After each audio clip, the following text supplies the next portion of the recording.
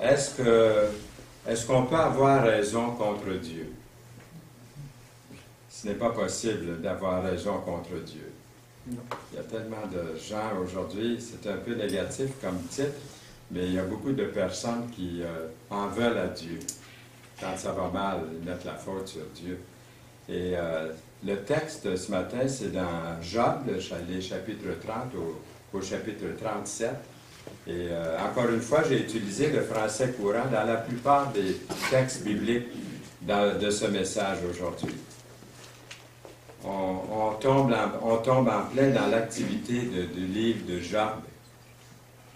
Dans Job, et puis je vais donner comme des titres de ce qui se produit dans sa vie, puis quelques commentaires, quelques textes bibliques pour avancer dans l'expérience de Job.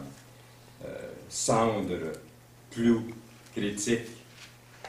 On retrouve Job assis sur des cendres, couvert de la tête aux pieds de clous, des furoncles douloureuses.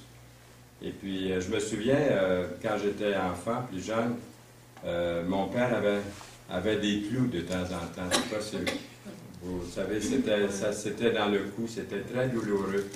Et ça m'avait impressionné, j'ai gardé un souvenir de ça, mais je pense ici, Job, il en était couvert complètement.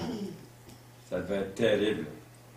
Job, une personne souffrante, en plus solitaire, qui était sévèrement critiqué, jour après jour, par ses amis, qui étaient vraiment négatifs à son égard.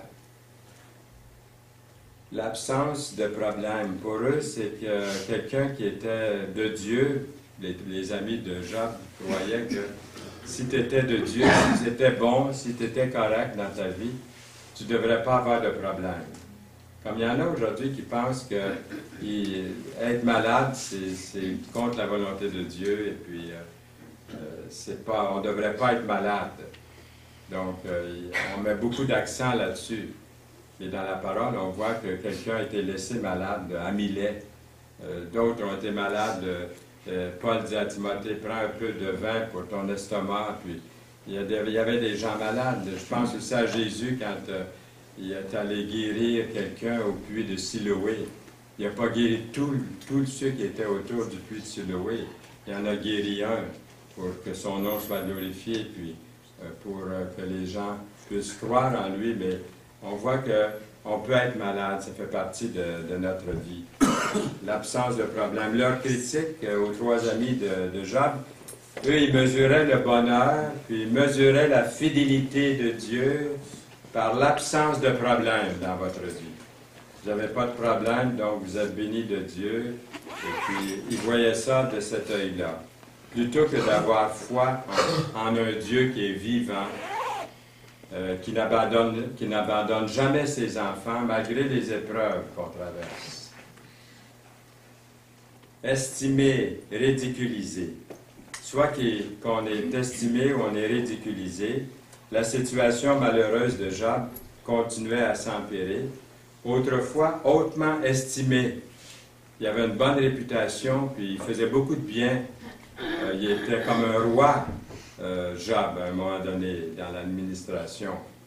Et puis, il était très admiré, il était très loué. Comme aujourd'hui, on vote pour un premier ministre, un futur premier ministre, on vote pour quelqu'un, un maire de ville, parce qu'on dit qu'il a des grandes qualités, puis il va nous apporter le bonheur, la paix dans notre communauté. Job, il avait eu toute cette estimation qu'on lui avait faite, cette réputation, mais sa situation continuait à s'empirer d'une façon malheureuse, autrefois estimée.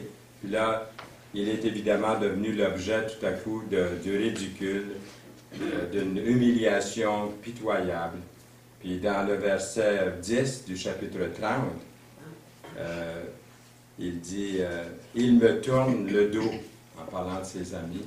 « Il me tourne le dos pour marquer leur dégoût, ou bien sans se gêner, me crache au visage. » Très estimé, vu comme une personnalité, mais tout à coup, on le critique, on le bafoue, parce qu'il est devenu pauvre, malade, éprouvé par toutes sortes de choses, et puis là, on ne veut rien avoir avec lui. On lui crache au visage. Cracher dans la figure d'une personne, à l'époque, était une expression de grand mépris, hein, il va sans dire, puis constituait une insulte épouvantable. On voit ça dans Deutéronome, le verset ne paraîtra pas à l'écran, là, mais c'est dans Deutéronome 25, les versets 7 à 10, si vous voulez voir cet aspect-là de cette insulte qu'on pouvait faire. Puis la honte attachée à ce geste-là était tellement grande à l'époque de l'Ancien Testament. On lit par exemple que si un père crachait dans la figure de sa fille, elle n'avait pas le droit de s'approcher de ses amis ni de ses proches pendant toute une semaine. Et ça, si vous voulez voir les textes, c'est dans Nombre, chapitre 12, verset 14. Est-ce qu'il y a de la lumière au bout du tunnel? On connaît l'histoire de Job, vous savez qu'il y a de la lumière au bout du tunnel pour lui. Mais souvent, on se demande, est-ce qu'il y a de la lumière au bout de mon tunnel? Eh bien, pour Job, il semble ne pas y avoir de fin. Lui, il ne sait pas, il ne connaît pas la fin du livre de Job encore. Hein? Alors, il y a comme s'il n'y avait pas de fin à la cruauté des gens qui sont autour de lui pendant sa souffrance, encore de plus en plus douloureuse. Dans le verset 12 du chapitre 30 de Job, je vais lire quelques extraits de 12 à 15, là. Pas tout le texte au complet, mais quelques extraits. Par exemple, c'est marqué « Cherchant à me faire tomber d'un croche-pied, l'enfarger, comme on dit. Ils m'ont coupé toute retraite. Chacun travaille à mon malheur. Toutes sortes de terreurs me prennent pour cible. » Dans le français courant, donc c'est peut-être un peu différent dans votre version. Alors, c'est comme si Dieu était absent pour Job. Il est de Dieu, il aime le Seigneur, il aime Dieu, il a beaucoup de respect pour Dieu, il travaille pour Dieu, mais il est très, très éprouvé. Et c'est comme si Dieu était absent. Et autant que Job pouvait essayer de comprendre, c'est comme si Dieu n'entendait pas, n'entendait plus ses prières. C'est terrible quand on en arrive à ça. Jésus sur la croix dit « Mon Dieu, pourquoi m'as-tu abandonné? »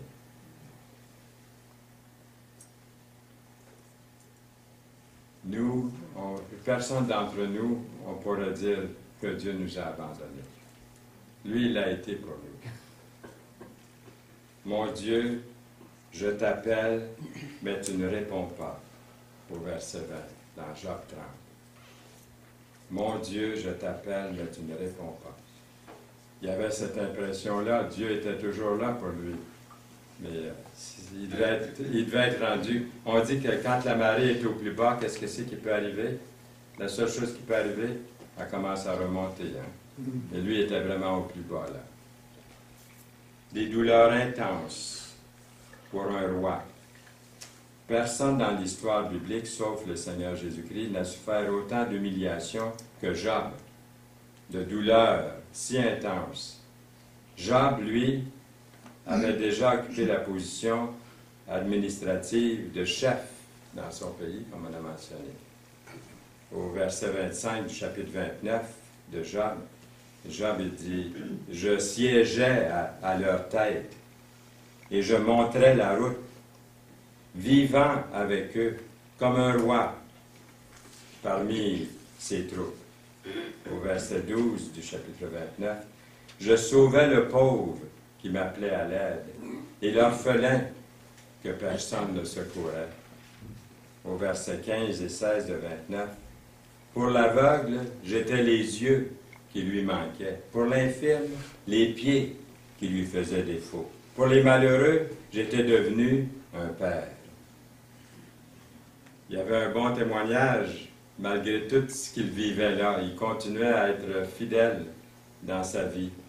Dans son fort intérieur, Job avait été libre de désirs charnels, de mensonges, de tyrannie, de négligence. Il n'avait pas négligé les pauvres malgré tout ça. Job n'avait montré aucune mauvaise pensée à l'égard à l'effet qu'il se réjouirait ou se réjouissait de la mauvaise fortune de ses ennemis. Le malheur qui arrivait à ses ennemis, il ne s'en est pas réjoui. Prononcer une bonne parole. Job nomme une quinzaine de péchés que personne ne pourrait l'accuser d'avoir commis. C'est quelque chose, hein? Pourtant, pas une seule fois, les trois amis de Job, ni personne d'autre, n'ont exprimé de la compassion ou dit une bonne parole pour Job. Quand on cherche la petite bébite, on la trouve, hein? Il y avait plein de qualités qu'on aurait pu lui dire, mais on cherchait la petite bébite méchante qu'on la trouve. Tout le monde pourrait trouver quelque chose sur quelqu'un. C'est facile. Mais on oublie les qualités qui sont là, le bien que la personne fait. Eliphaz, Bildad et Sophar renoncèrent, à répondre à Job, puisque celui-ci s'estimait innocent. Et ça les agaçait beaucoup, que Job puisse leur dire, écoutez, qu'est-ce que vous avez à me reprocher au chapitre 32, le verset 1. Mais Job, à plusieurs reprises, se reconnaît comme pécheur. À une occasion, par exemple, ici, on voit au chapitre 9 du verset 2, « Avoir raison contre Dieu, ce n'est pas possible. » J'ai donné ça comme titre du message aujourd'hui. « Avoir raison contre Dieu, ce n'est pas possible, dit Job. » Et je pense qu'il était très sincère lorsqu'il a dit ça. Dans le verset 20 du chapitre 9, « Même si j'ai raison, il me donnera tort.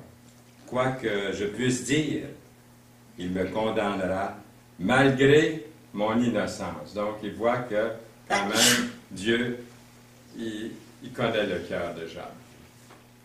La nature humaine.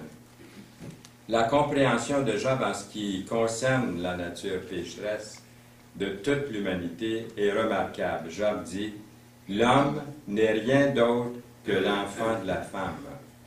Sa vie demeure brève et remplie de tourments. » Job 14, 1. Au verset 4. « Mais qui peut donc tirer quelque chose de pur de ce qui est impur? Pas un seul être au monde. » Donc ça, on voit que sa compréhension de la nature humaine est comprise de Job. Oserions-nous nous plaindre? Réfléchissons un instant à Job. À ce moment-là, il était l'homme le plus parfait de la terre, on pourrait dire, parfait entre guillemets, là. Oserions-nous nous plaindre ou être surpris quand vous et moi, nous sommes faussement accusés, critiqués, calomniés de toutes les façons? Quand on fait une comparaison avec Job et puis moi ou vous, là, est-ce qu'on a raison de se plaindre quand quelqu'un nous accuse?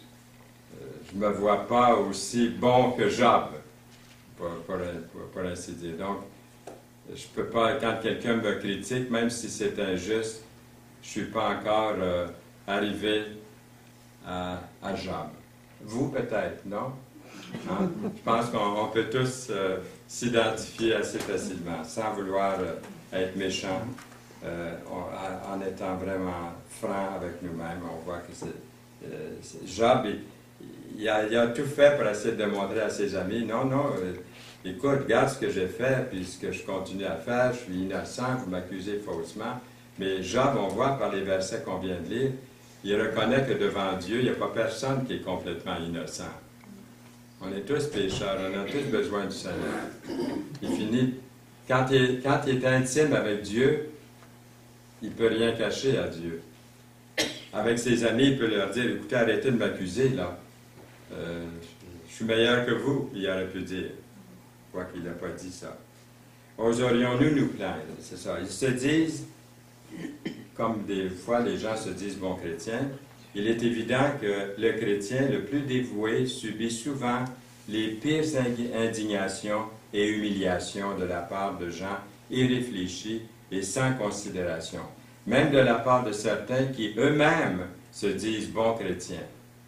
Ils peuvent avoir une belle apparence. Je regarde sur Internet, le Facebook, par exemple, de ce temps-ci, là, puis il y a comme un débat là, entre des chrétiens. Là. Je ne veux pas prendre part à ça. Là. On dirait qu'il y en a qui vont lire la Bible juste pour accuser les autres, essayer de trouver des puces chez les autres. Au lieu de voir, je me rappelle un jour, quand M. Racine, Gaston Racine, que vous connaissez, qui est arrivé au Québec, sa femme venait de mourir, sa première femme, et puis lui était très malade, il était à l'hôpital général de Montréal, et puis le médecin, la docteure qui le soignait, c'était Eva, qui est devenue son épouse plus tard. Et puis, quand il est sorti de l'hôpital, il est venu nous donner des cours à Bethel.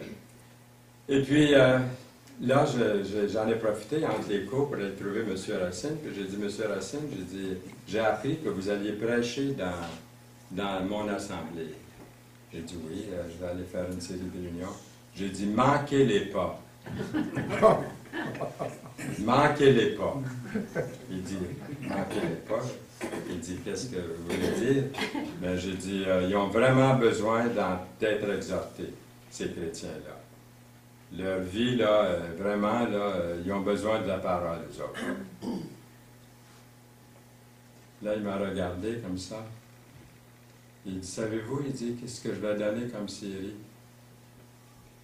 Puis ça, c'était sa réponse qu'il me donnait, la manière qu'il me la donnait, la réponse. Il dit, je vais leur parler de Jésus-Christ, de ce que Jésus-Christ a fait pour eux. Je vais tout expliquer, il dit, la bonté, la grâce, ce que le Seigneur Jésus-Christ a enduré pour eux. Puis il dit, c'est le Saint-Esprit qui va faire le reste dans leur vie. C'est pas moi. C'est pas mes exhortations. Est-ce que c'est un bon conseil? Oui. J'ai essayé de mettre ça en pratique depuis ce temps-là. Puis souvent, quand je viens pour prêcher, Yolande me rappelait en route, n'oublie pas que les chrétiens arrivent avec un paquet, avec des fardeaux à l'église ce matin. Ils ont besoin d'entendre parler, d'être encouragés dans le Seigneur, de voir la délivrance, puis de voir la lumière au bout du tunnel. Oui. Donc souvent, ils se disent bons chrétiens, mais ils vont, les débats que je vois là, sur Facebook, on voit que c'est des bons chrétiens qui s'abstiennent sur des peccadilles. Ils m'ont demandé mon avis sur quelque chose. J'ai dit, je vais vous donner comme réponse, ça me fait penser aux anciens théologiens de l'Antiquité, qui discutaient combien d'anges peuvent se tenir sur le bout d'une aiguille. J'ai dit, vos questions me font penser à ça. Ça discute sur des choses qui viennent de la Bible. Pour essayer, il y a des divergences des fois sur des points secondaires. On n'arrivera jamais à s'entendre. Pourquoi passer notre vie à ces choses-là? Calomnier. Le Seigneur Jésus-Christ, le Fils de Dieu, lui parfait, a été honteusement calomnié et victime d'abus. À plusieurs reprises, lui aussi, on lui a craché au visage. Regardez ce que Jésus dit dans Matthieu 10, 24. Aucun élève n'est supérieur à son maître, aucun serviteur n'est supérieur à son patron. Encore une fois, nous voyons le Seigneur Jésus-Christ révélé dans la vie de Job, à travers le ridicule et l'affliction subie par Job. Dans Job 30, verset 10, « Sans se gêner, dit Job, me crache au visage. » C'est ce qu'on a fait à Jésus dans Marc 15, verset 18, il est écrit, « Puis ils se mirent à le saluer. » À saluer Jésus. « Salut, roi des Juifs. » Et il le frappait sur la tête avec un roseau, crachait sur lui. Jusqu'à présent, nous avons rencontré Éliphaz, l'aîné des amis de Job, Bildad et Sophar un peu plus tard. On arrive à Élihu, un plus jeune, qui attend avant de parler. Il a attendu avant de parler. Trouvez-vous que c'est une bonne chose d'attendre avant de parler, vous autres? Oui, hein? C'est une bonne chose d'attendre avant de parler, d'écouter avant de parler. J'ai des choses à apprendre là-dessus. Beaucoup aussi. Donc, Élihu a attendu au bon moment. Alors, Élihu, le plus jeune des amis de Job, il ne parle pas avant que les trois amis de Job aient eu fini leur accusation puis leur évaluation de Job. Élihu, est en colère. Quand il commence, il est vraiment choqué. Élihu est en colère contre les 3 amis de Job parce qu'ils ont misérablement échoué dans leur tentative de convaincre Job que sa souffrance est le résultat de ses propres péchés. Surprenant, Élihu exprime encore plus d'hostilité envers Job. Comment ça?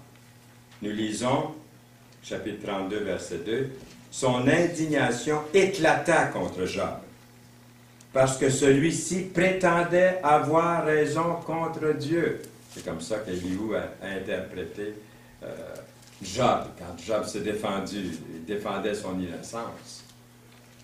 Au verset 5, « Mais son indignation éclata quand il s'aperçut que les 3 amis, les 3 hommes, n'avaient plus rien à répondre. » Pour Élihu, Job ne connaît pas le sujet dont il parle. Ses paroles révèlent son incompétence. Puisqu'il tient des propos des partisans du mal, eh bien, il faut pousser l'épreuve jusqu'au bout. À sa faute, il ajoute en effet la révolte. Tout le discours de Job n'est ainsi que du vent pour Élihu. Regardez le verset 35 du chapitre 34. Non, Job parle, mais sans savoir de quoi il parle. Ses paroles révèlent qu'il n'y connaît rien. Puisqu'il tient les propos des partisans du mal, eh bien, il faut pousser l'épreuve jusqu'au bout. À sa faute, il ajoute en effet la révolte. Au verset 16 du chapitre 35, Job ouvre sa bouche vainement. Il entasse des paroles sans science. C'est ce que Élihu, finalement, c'est comme ça qu'il voit Job.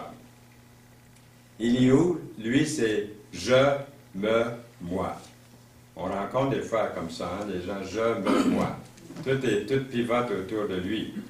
Élihu utilise les mots « moi », « mon »,« ma » et « je » plus de 50 fois pour informer Job du fait que lui seul, Élihu, pouvait intercéder en sa faveur. Vous lirez Job 32, les versets 6 à 33. Ça serait long de lire ça ici, là, ce matin. Les accusations d'Élihu contre le témoignage de Job, dans Job 33, les versets 8 à 13, encore un contexte assez long à lire, mais c'est intéressant d'aller voir. Les accusations donc d'Élihu contre le témoignage de Job contrastent de façon frappante avec ce que Dieu dit de Job. Voici ce que Dieu dit de Job. Vous voulez entendre ce que Dieu dit de Job? Dieu dit, contrairement à mon serviteur Job, en effet, vous n'avez pas dit la vérité sur moi, sur Dieu, comme il l'a fait lui-même. Dieu n'a pas inclus Élihu dans ses remarques. La plupart des messages que j'ai entendus, moi, dans Job, quand on arrive à Élihu, on glorifie Élihu. C'est un bon gars, il est fin, c'est lui qui avait raison. Mais quand vous étudiez à fond le livre de Job, vous apercevez que Élihu, en plus de « je me moi », c'est en colère contre les 3 amis qui n'ont pas réussi à convaincre Job. Et puis, lui-même, il est choqué après Job parce qu'il trouve que Job en beurre épais, en qualité, en ses qualités, Job. Donc, Dieu a sa manière de travailler. Nous pouvons avoir quelquefois tendance à critiquer ou à condamner les actions des autres et à leur donner plutôt notre opinion, alors que nous ne savons pas ce que Dieu est en train de faire ou de quelle manière Dieu est en train de travailler dans le cœur de cette personne-là. Juger, condamner, critiquer est un péché sérieux, non seulement contre le frère offensé, mais aussi contre Dieu. Et ça, il y en a plein dans le livre de Job.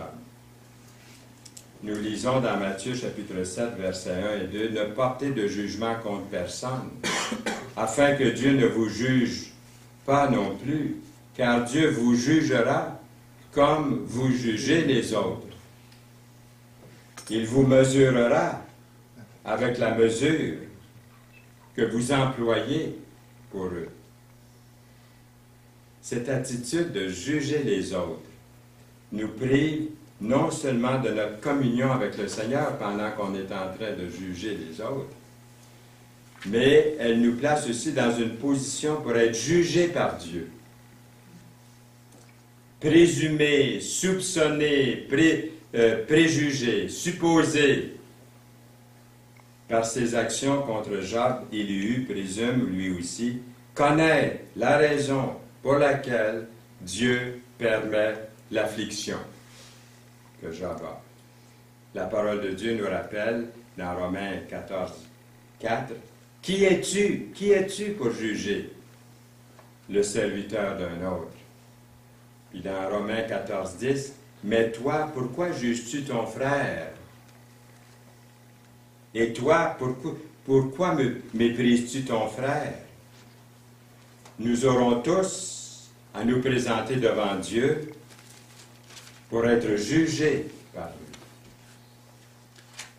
Dieu s'en fiche. Est-ce que Dieu s'en fiche? Dans Marc 4, 37, nous lisons, « Il s'éleva un grand tourbillon, et les flots se jetaient dans la barque, au point qu'elle se remplissait déjà. Et lui, Jésus, et lui, dormait à la poutre, sur le coussin. Ils le réveillèrent et lui dirent, « Maître, ne t'inquiètes-tu pas de ce que nous périssons? » Quand les chrétiens vivent des désappointements, des souffrances, des tragédies, Satan voudrait suggérer que Dieu n'intervient pas dans le cours naturel des événements, que Dieu s'en fiche.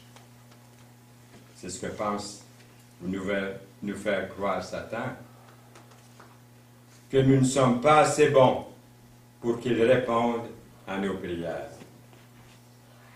Dieu est au contrôle.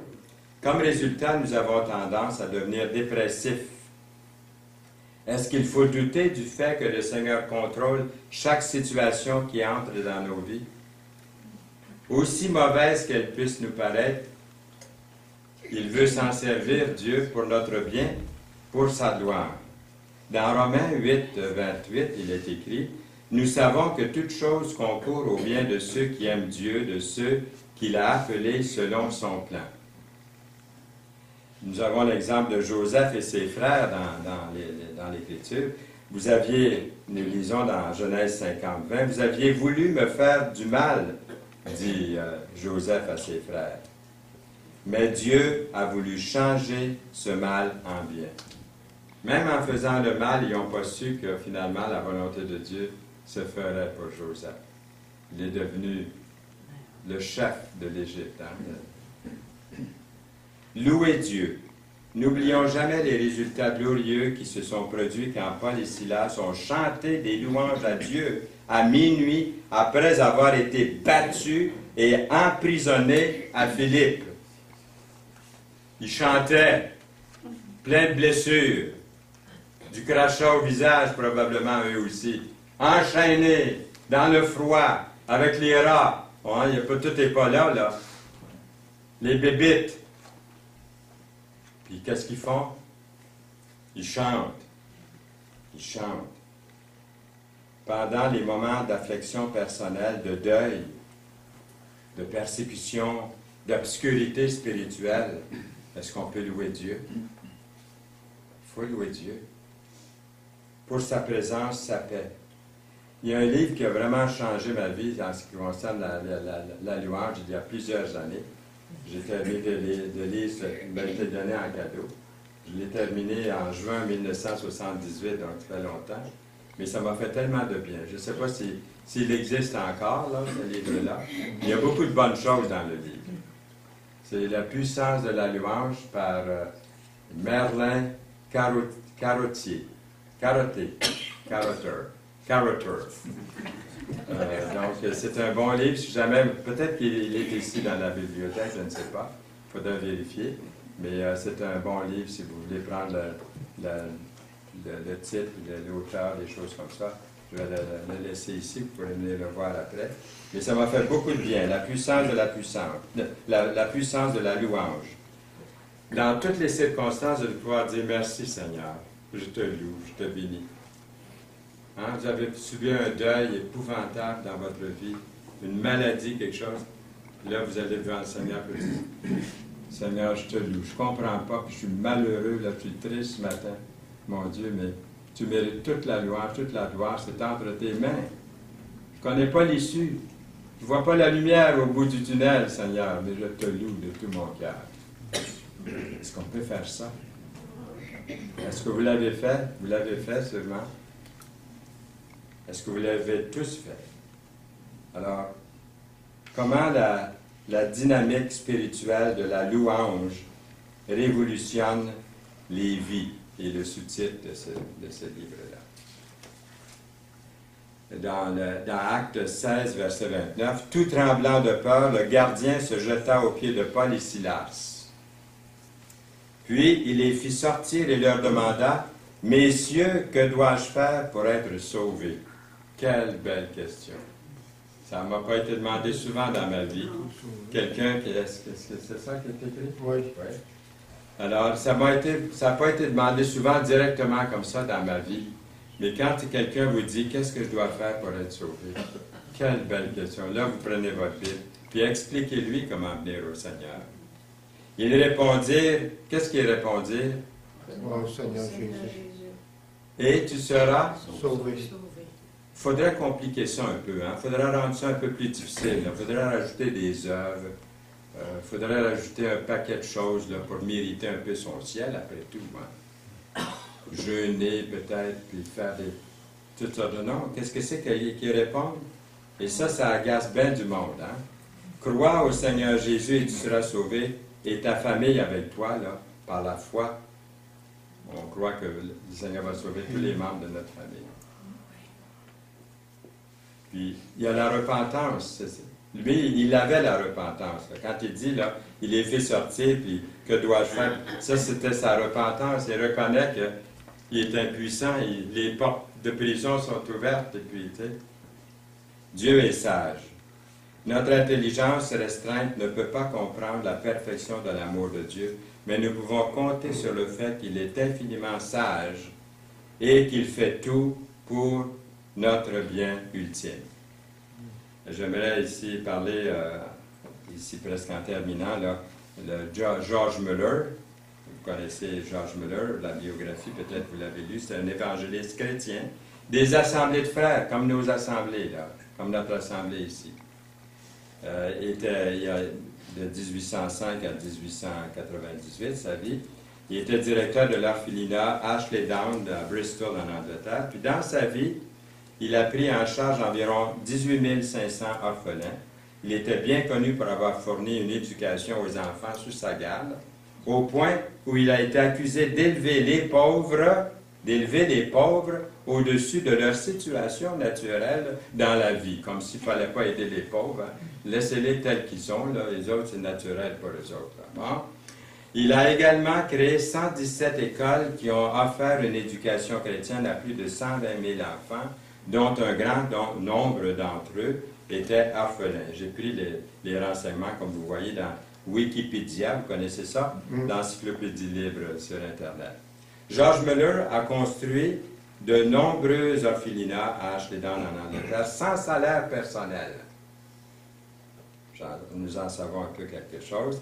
Il ne comptait que sur Dieu pour procurer l'argent de la nourriture dont il avait besoin pour subvenir aux besoins de centaines d'enfants sans foyer auxquels il s'était lié pendant son ministère. Pendant de nombreuses années, un homme rempli de foi a gardé une devise sur son bureau qui lui a procuré le réconfort, la force et la confiance qui a édifié son cœur. Et c'est en anglais. En anglais, ça se lit « It matters to him about you ». La façon qu'on lit, on saisit un peu. « It matters to him about you ». J'ai essayé une traduction en français. « Vous comptez beaucoup pour le Seigneur ». J'ai essayé une traduction. Ça irait combien en espagnol? Est-ce que vous pourriez traduire?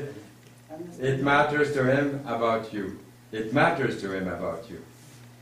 Usted cuenta mucho por el Señor. J'ai compris. Merci. Le peu d'espagnol que je connais, là, je l'ai compris. C'est un peu comme en français, là. C'est ça. Alors, Muller croyait que cette devise, il avait mis ça sur sous la vitre de son bureau, là, comme on fait des fois, là, on met ça sur notre bureau. Et puis, Muller croyait que cette devise sur son bureau reflétait le sens de 1 Pierre 5,7. Et il fondait sa demande d'aide divine sur cette vérité-là. Il a témoigné à la fin de sa vie que le Seigneur avait toujours pourvu à tous ses besoins. Alors, faisons confiance à la parole de Dieu, la Bible. Déchargez-vous sur lui de tous vos soucis, car il prend soin de vous. 1 Pierre 5,7. Et encore ici, le Seigneur Jésus-Christ est révélé. Dieu surveille en effet la conduite des hommes et remarque toutes les démarches qu'ils font. Et encore, car le Seigneur a les yeux fixés sur vous, sur les fidèles. Wow! Wow! Les yeux fixés sur les fidèles, prêts à écouter leur prière. Amen. Amen.